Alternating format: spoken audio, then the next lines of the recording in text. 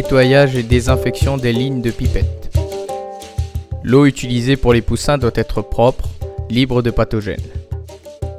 La qualité sanitaire de l'eau est le premier facteur de réussite de la gestion sanitaire d'un élevage de volailles. Une mauvaise qualité de l'eau peut entraîner des problèmes pathologiques et une diminution des performances des volailles. L'eau est le premier aliment des volailles, elles consomment plus d'eau que d'aliments. Le programme de traitement de l'eau commence au moment du nettoyage et désinfection des canalisations. Même si l'eau de boisson est traitée, un mauvais nettoyage et désinfection des lignes ne permettra pas d'avoir une eau de qualité. Le protocole de nettoyage et désinfection est la garantie d'avoir des canalisations propres. Le nettoyage des lignes se fait avant le nettoyage et désinfection du bâtiment, c'est-à-dire après l'enlèvement du fumier. Pour éliminer les dépôts minéraux et organiques, utilisation d'abord d'une base, ensuite un acide, pour finir avec un désinfectant qui reste pendant toute la durée du vide sanitaire. Rinçage des lignes avant l'arrivée des poussins. Pourquoi utiliser deux produits? Il faut une base pour enlever la matière organique et un acide pour enlever la partie minérale. Attention, un seul produit ne suffit pas. L'utilisation des différents produits demande que les dosages et les temps d'action soient respectés. Ne pas oublier de s'équiper avec les équipements de protection individuels adaptés.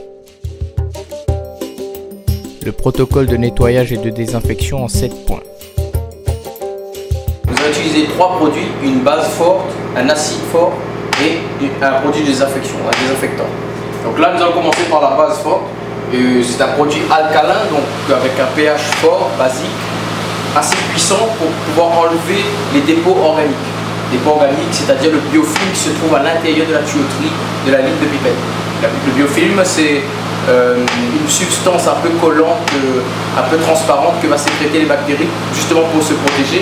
Elles vont résister aux désinfections, justement, pour éliminer tout ça avec la base forte. Donc là, la dose, c'est 1 litre pour la solution mère. Donc, voilà. On va mettre dans la solution mère et nous avons une pompe doseuse qui va pomper le produit pour faire passer dans l'eau et dans les lignes de pipette. La pompe est à 1%.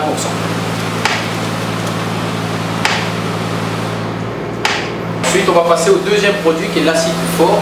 Donc, c'est un produit acide avec un pH qui est justement acide en dessous de 7. Et on va faire exactement la même chose, on va prendre un dosage 1 litre pour 100 litres d'eau en fonction de la longueur du bâtiment et de la longueur des pipettes. On a un indicateur, par exemple un bâtiment de 600 mètres carrés, il faut à peu près 30 litres par pipette, donc on ajuste le dosage en fonction. Donc là pareil, on va prendre 1 litre. Voilà, on rebouche bien. Donc, faisons attention.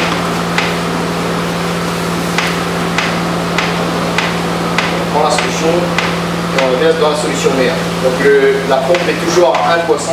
Dernière étape du protocole, après avoir passé la base forte et l'acide, nous allons maintenant faire passer un désinfectant à l'intérieur des lignes des pipettes pour d'une part désinfecter les micro-organismes et on va laisser ce désinfectant tout au long du vide sanitaire dans la ligne de pipette.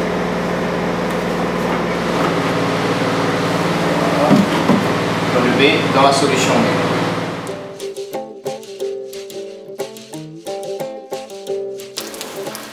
Donc après le décapage des lignes avec la base forte et l'acide, nous allons regarder avec cet appareil qui s'appelle un endoscope à l'intérieur des lignes pour voir si on a bien décapé, enlevé tout le biofilm à l'intérieur de la tuyauterie.